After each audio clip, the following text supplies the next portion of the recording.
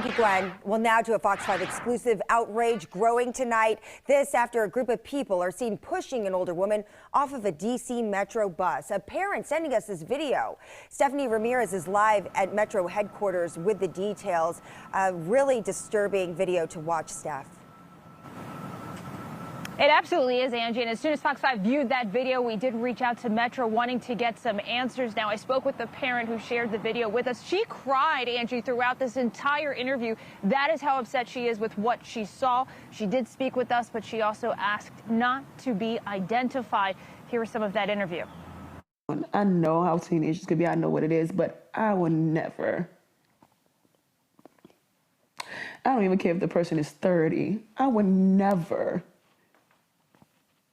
go that far or disrespect them at all, because I know that I wouldn't want nobody to do that to my family.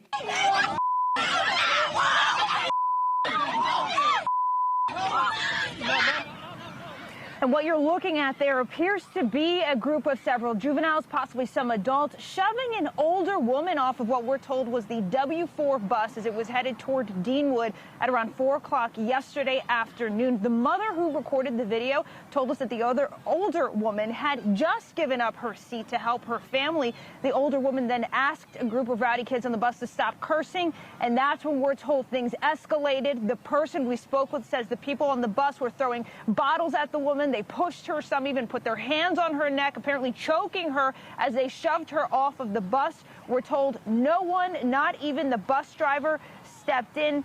The woman who recorded this incident, Angie, she told me that it hurt so bad that she herself couldn't step in. She was concerned for the safety of her family there with her, but she did film, hoping that at least the video might help. Angie? I mean, it shakes you up just watching it. I can't imagine being there in the presence, witnessing something like that happen, and also see that nobody, even the bus driver, didn't step in. But Steph, at this point, do we know anything about the older woman who was assaulted?